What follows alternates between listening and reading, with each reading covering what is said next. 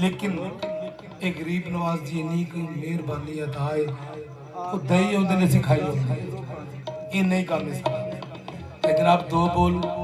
मेरे पीर सदीक लजपाल दी पीर सदीक दी पीर सदीक दी पीर सदीक दी पीर सदीक दी